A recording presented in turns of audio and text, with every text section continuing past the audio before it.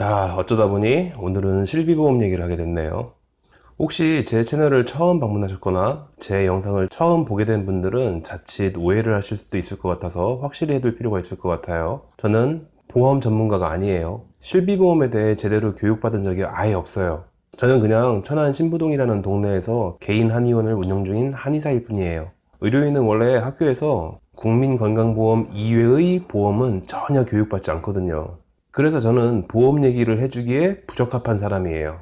그런데 2019년 4월 이후에 추나요법이 건강보험 적용되면서 실비보험을 묻는 분들이 엄청 늘어났어요. 이게 참 제가 진료실에서 상담하고 있기에는 좀 부적절한 상황이잖아요. 보험 상담은 본인의 설계사랑 하셔야죠. 그런데도 진료실에서 계속 추나요법 실비보험에 대해 묻는 환자분들이 많아요. 그래서 실비보험에 대한 얘기를 보험 전문가도 아닌 제가 이렇게 유튜브를 이용해서 간단하게 알려드리려고 해요. 따라서 실비보험 가입을 준비하려고 상품을 물어볼 생각인 분들이거나 미용 목적으로 추나요법을 생각 중이신 분들이거나 자동차 보험 교통사고 추나요법을 알아보려고 이 영상을 보고 있는 분이라면 별로 건질 게 없을 거예요. 이 영상은 오로지 건강보험으로 추나요법을 받고 그걸 실비 혜택을 받을 수 있는지 알아보려고 하는 분들을 위해서 작성되거든요. 자, 이 영상의 퀄리티가 어떻게 나올지는 모르겠는데 현재 네 번째 대본을 지웠다가 다시 쓰고 있어요. 영상 길이를 10분 넘지 않게 하려고 노력을 하는데 이런저런 내용을 붙여넣다 보면 10분을 훌쩍 넘길 만한 분량의 글이 작성되어 버리네요. 최대한 간결히 하기 위해서 다소 축약된 내용이 될 것 같기는 한데 나름 내용 전달이 되도록 노력하면서 다시 대본을 써볼게요. 말도 좀 빨리 해볼게요. 이 영상의 전체 내용에서 가장 중요한 전제는 추나요법은 정상적인 실비보험 가입자일 경우 혜택을 받을 수 있다 입니다. 이건 아예 영상 상단에 박아놔야겠어요. 이게 기본이에요. 심지어 어떤 보험사는 핸드폰 앱을 통해서 고객님이 가입한 상품은 추나요법이 혜택되니까 치료 잘 받으시라 라는 알림을 보내주는 경우도 있다고 해요. 그런데 저희 한의원에 추나요법을 시술받으러 오시는 분들을 보면 놀랍게도 상당수의 환자분들이 본인이 가입한 보험이 뭔지도 모르고 있어요. 게다가 보험금 청구를 본인이 직접 하는 것도 아니고 본인의 보험 설계사에게 부탁을 하시더라고요.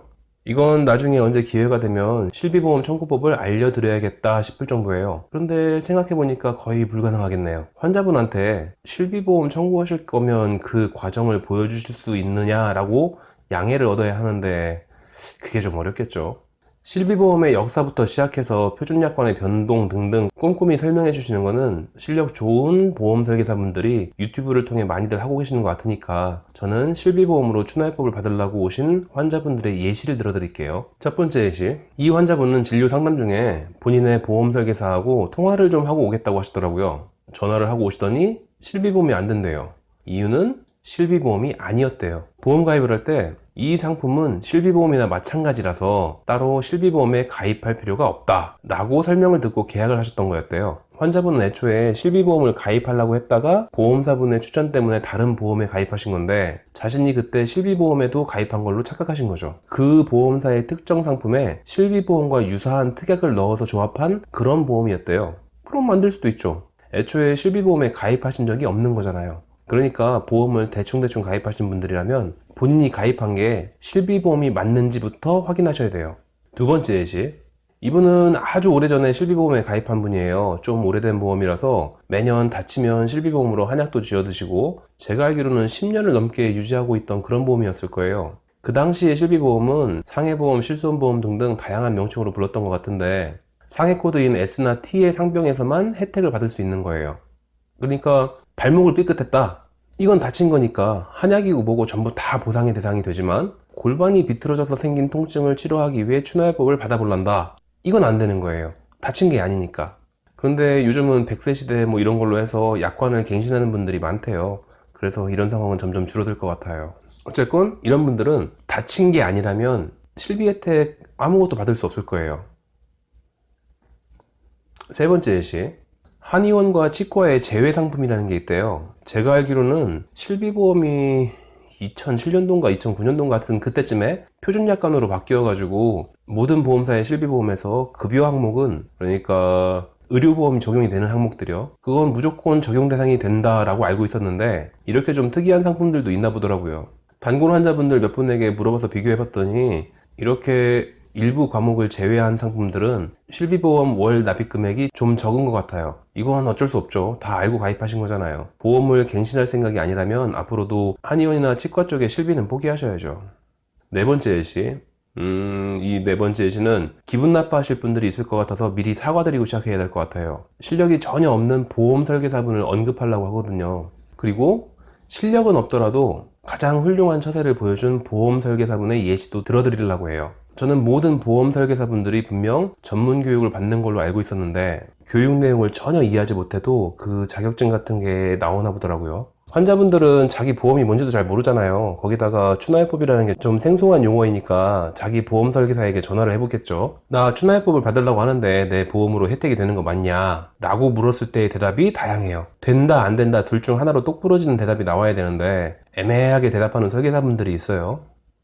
될걸요? 또는 안 되나? 또는 추나요법이 뭐지? 급여가 뭐예요? 이건 잘 모르겠다는 얘기죠. 추나요법이 급여화되어서 건강보험이 적용되었으니까 실비보험이 돼야 되는 거 아니냐 라고 물어봐야 그런가? 환자분들이 알려주신 바로는 이러는 설계사분들이 정말로 있대요. 놀랍지만 이렇게 본인이 판매한 보험 상품이 뭔지 모르고 판매하는 분들도 있어요. 자기가 뭘 팔았는지를 모르고 그 상품의 성격이 어떤 건지도 모르고 내가 이걸 팔면 나한테 얼마가 떨어진다 라는 내용만 중요한 분들인 것 같아요. 이런 설계사분들에게 보험을 가입한 분들이면 어쩔 수 없이 본인이 직접 약관을 일일이 읽어봐야죠. 한방치료 제외라는 조항이 있는지, 급여 항목에 대해 10,000원을 초과한 금액에 대해서 전액 보상이 이루어지는지 이런 거 직접 찾아보셔야 돼요. 그런데 실력은 다소 떨어지더라도 정말 인맥 하나로 훌륭하게 보험 판매를 하시는 분들도 계시죠. 그분들은 역시 훌륭한 답변을 내놓으시더라고요. 뭔가 판매를 하는 사람이라면 이런 정도의 솔직함과 융통성은 있어야겠다 싶은 경우를 봤어요. 그 환자분은 지인에게 추천을 받아서 실비보험에 가입하셨대요. 나 잘 모르니까 알아서 설계해달라, 믿고 맡기겠다, 뭐 이런 식으로 가입을 한 거죠. 이제 추나요법이 자기의 실비보험이 되는지 알아보려고 전화를 했더니 그 보험 설계사분의 대답이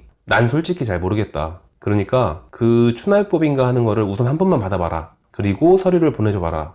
내가 청구해주겠다. 되면 좋고, 아니면 뭐 그래도 추나요법이 그렇게 비싼 건 아니지 않느냐. 딱 한 번만 받아보고 서류 보내면 정답이 나오니까 이거 서류 좀 발급받아서 보내줘봐라. 이렇게 알려주시더래요. 그래서 환자분은 치료를 받고 가시면서 서류를 몇 가지 발급받으시더니 그 다음에 오셔서는 내 실비보험은 추나요법이 된다네요. 아무리 비싸도 돌려받을 수 있으니까 추나요법을 전문적으로 다 받고 그날 받을 수 있는 치료는 전부 다 받아라 라고 하더라. 이러시더라고요. 연담이지만 어차피 추나요법은 건강보험 적용시술이라 더 비싸고 싸고가 없어요. 그냥 건강보험 수가로 아예 정해져 있는 거지. 하여튼 이 보험 설계사분은 상품에 대한 이해도는 떨어지는 것 같지만 즉각적으로 나름 최선의 해법을 알려주신 것 같아요. 적어도 자기 고객에 대한 책임감은 보여주신 거죠. 이제 그 보험 설계사분은 다른 고객들에게도 추나요법 얘기를 자신있게 해줄 수 있는 경험이 하나 생겨서 좀 더 업그레이드 되셨겠네요. 이제 슬슬 마무리하면 10분 안쪽으로 영상을 끝낼 수 있을 것 같아요. 지금 예시 4가지를 들었어요.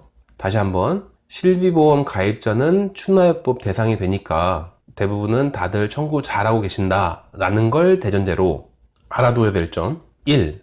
본인이 가입한 건 어쩌면 실비보험이 아닐 수도 있으니 확인해 보셔야 된다.